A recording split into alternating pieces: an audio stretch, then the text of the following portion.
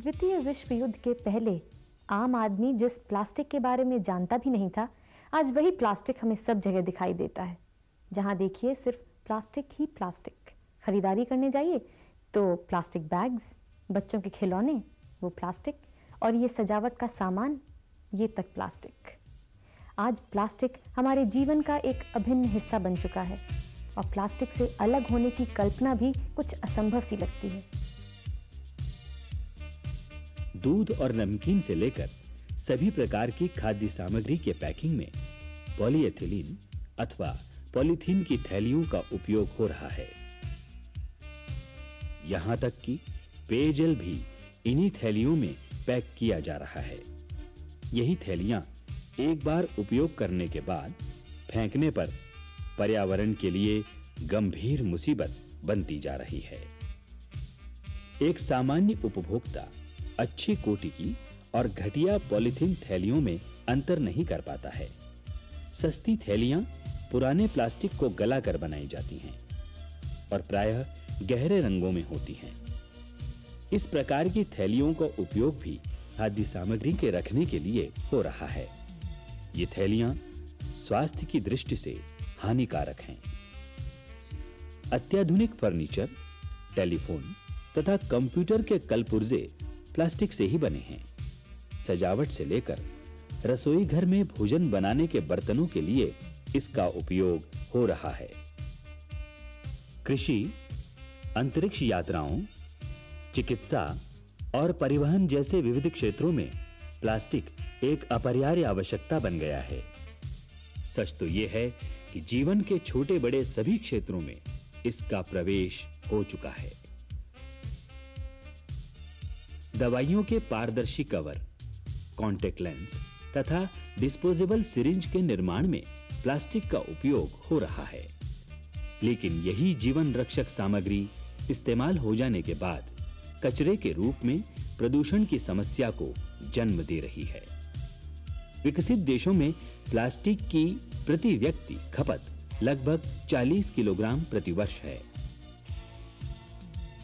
भारत में इसकी प्रति व्यक्ति खपत करीब 1.8 किलोग्राम वार्षिक है, जबकि एक अमेरिकी औसतन प्रतिवर्ष 80 से 90 किलोग्राम प्लास्टिक का उपयोग करता है। विशेषज्ञों द्वारा व्यक्त अनुमानों के अनुसार भारत में सन 2000 तक प्लास्टिक की खपत 35 लाख टन हो जाने की संभावना है। जरा सोचिए, इसकी खपत इसी गति से बढ़ती रही तो क्या हमारा पर्यावरण स्वच्छ तथा सुरक्षित रह पाएगा? प्लास्टिक की चर्चा करते समय एक प्रश्न यह भी उठता है कि इसमें ऐसी कौन सी विशेषताएं हैं जो धातु, कागज और कांच का उपयोग घटाने में सहायक बनी हैं। धातु की तुलना में प्लास्टिक सस्ता तथा वजन में हल्का है। प्लास्टिक की वस्तुएं अत्यधिक मजबूत होती हैं। चिकनी सतह, कम घनत्व, विद्युत रोधी तथा वायु रोधी कुछ अन्य विशेषताएं हैं। रसायन विज्ञान की दृष्टि से सभी प्रकार के प्लास्टिक पॉलीमर रसायन हैं। हजारों छोटे-छोटे अणुओं से संयुक्त होकर प्लास्टिक बनता है। सभी प्रकार के संश्लेषित प्लास्टिक पेट्रो रसायन से प्राप्त होते हैं, इसलिए इसमें अनेक प्रकार के हानिकारक तत्व भी पाए जाते हैं। विभिन्न प्लास्टिक पदार्थों को दो मुख्य समूहों में बांटा गया है। इसमें एक समूह को थर्मोप्लास्टिक अथवा ताप सुघट्य और दूसरे को थर्मोसेट या ताप दृढ़ प्लास्टिक कहते हैं। थर्मोप्लास्टिक का हमारे दैनिक जीवन में सर्वाधिक उपयोग हो रहा है। पॉलीथीन की थैलियां, बाल्टी, टब, मग, ये सभी वस्तुएं थर्मोप्लास्टिक से ही बनी हैं। थर्मोसेट प्लास्टिक की विशेषता यह है कि एक बार ढालने पर फिर ये कभी नहीं पिघलते। बिजली के स्विच, टेलीफोन, प्रेशर कुकर के हैंडल थर्मोसेट के उदाहरण हैं। पर्यावरण के प्रति बढ़ती जागरूकता से दैनिक उपयोग की बहुत सी वस्तुओं पर एक बड़ा प्रश्न चिन्ह लग गया है। इन्हीं में से एक है प्लास्टिक। प्लास्टिक थैलियों को उपयोग के बाद फेंक दिया जाता है। वास्तव में ये प्राकृतिक अथवा जैविक रूप से नष्ट नहीं होती। पिछले कुछ वर्षों में पॉलीथीन की थैलियों का उपयोग तेजी से बढ़ा है।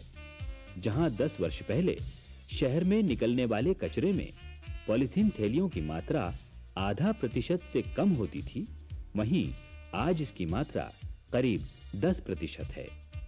एक सर्वेक्षण के अनुसार कचरे में करीब 10% पॉलीथीन थैलियां तथा 5% अन्य सामान होता है। पॉलीथीन थैलियों को जमीन के भीतर रख दिया जाए और कुछ वर्षों बाद निकाल कर देखें तो वे वैसी ही मिलती हैं जैसा उन्हें रखा गया था।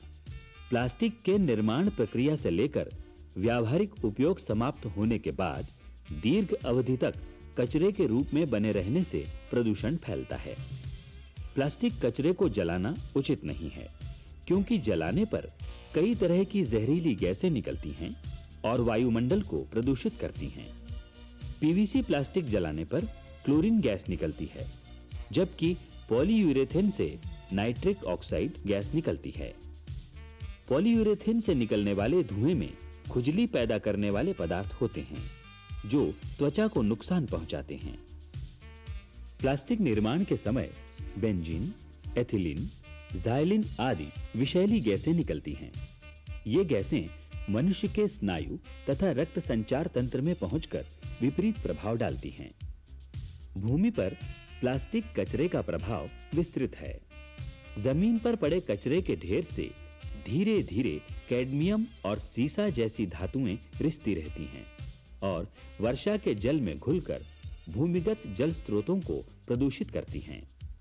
महानगरों और शहरों में ड्रेनेज लाइन और नालियों के अवरुद्ध होने का कारण यही प्लास्टिक कचरा है। सीवर चौक की जितनी घटनाएं होती हैं, उनमें 70% पॉलीथीन थैलियों के कारण होती हैं। खुली नालियों में पॉलीथीन कचरा हो जाता है और इससे पानी का बहाव रुक जाता है, जो कि अनेक समस्याओं को जन्म देता है। पॉलीथीन की थैलियां और प्लास्टिक कचरा पशुओं के जीवन के लिए खतरा बनता जा रहा है। कूड़े कचरे में भोजन की तलाश कर रहे पशु पॉलीथीन भी निगल लेते हैं और यही पॉलीथीन पेट में पहुंचकर आंतों में चिपक कर रह जाता है। प्रतिवर्ष लाखों पशु पॉलीथीन थैलियां निगलने के कारण असमय मौत के मुंह में चले जाते हैं। यही नहीं, प्लास्टिक कचरे ने समुद्री प्राणियों को भी अपनी चपेट में ले लिया है। हर साल लाखों समुद्री प्राणी मौत का शिकार बनते हैं। खिलौने और बच्चों के काम में आने वाली अनेक वस्तुओं के पैकिंग में प्लास्टिक का उपयोग हो रहा है। बच्चे प्लास्टिक की चीजों को मुंह में ले लेते हैं और अचानक निगल जाने पर मुसीबत में फंस जाते हैं। बच्चों की पानी की सस्ती बोतलों में प्रयुक्त प्लास्टिक सूर्य की ऊष्मा से अभिक्रिया करके रसायनों को छोड़ देता है। इसी प्रकार टिफिन में प्रयुक्त प्लास्टिक का रंजक पदार्थ निकलकर भोजन में पहुंच जाता है। पीवीसी प्लास्टिक का खाद्य पदार्थों के पैकिंग में प्रयोग स्वास्थ्य की दृष्टि से हानिकारक है। पीवीसी प्लास्टिक से बनी वस्तुओं में आवश्यक लचीलापन प्राप्त करने के लिए डाइऑक्टाइल थैलेट अथवा डॉप को प्लास्टिक कारी के रूप में मिलाया जाता है। प्रायोगिक परीक्षणों से डॉप के कैंसरकारी होने की पुष्टि हुई है। कुछ प्रकार के प्लास्टिक के निर्माण में फॉर्मल्डिहाइड यौगिकों का उपयोग किया जाता है। यह रसायन डीएनए अथवा जीन को क्षतिग्रस्त करता है तथा इसकी मरम्मत क्रियाविधि में भी बाधा उत्पन्न करता है। डीएनए अणु कोशिकाओं का सबसे महत्वपूर्ण भाग है और आनुवांशिकता तथा प्रोटीनों के निर्माण में महत्वपूर्ण भूमिका निभाता है। प्लास्टिक प्रदूषण को कम करने के लिए कुछ उपाय किए जा सकते हैं। पॉलीथीन की थैलियों का उपयोग करने के बाद उन्हें इधर-उधर नहीं फेंकना चाहिए। प्लास्टिक कचरे के लिए अलग से कचरा पेटी होनी चाहिए। बाजार जाते समय कपड़े या जूट की थैली साथ लेकर जाएं। कागज की थैलियों में सामान पैक करने के लिए दुकानदार से आग्रह करें। पॉलीथीन में पैक की गई खाद्य सामग्री का बहिष्कार करें। प्लास्टिक की वस्तुओं को जलाकर नष्ट नहीं करना चाहिए। प्लास्टिक की थैलियों पर उससे होने वाली हानियों की जानकारी अंकित होनी चाहिए। शोधकर्ताओं ने प्लास्टिक प्रदूषण के प्रभावों का मूल्यांकन किया है और इस समस्या का हल ढूंढने का भी प्रयास किया है। नई दिल्ली स्थित नेशनल रिसर्च डेवलपमेंट कॉरपोरेशन के वैज्ञानिकों ने स्टार्च एवं निम्न घनत्व पॉलीएथिलीन मिलाकर जैविक रूप से नष्ट होने वाले प्लास्टिक का निर्माण किया है। इस नई पीढ़ी के प्लास्टिक की विशेषता ये है कि ये जैविक रूप से और प्राकृतिक रूप से नष्ट होने की क्षमता अपने में रखता है। कुछ देशों के वैज्ञानिकों ने जेनेटिक इंजीनियर्स के साथ मिलकर प्लास्टिक भक्षी सूक्ष्म जीवों का भी निर्माण किया है। सच बात तो ये है कि प्लास्टिक प्रदूषण मानव की गतिविधियों की देन है। इससे बचने का सिर्फ एक ही उपाय है, प्लास्टिक का सोच समझकर और कम से कम उपयोग करिए।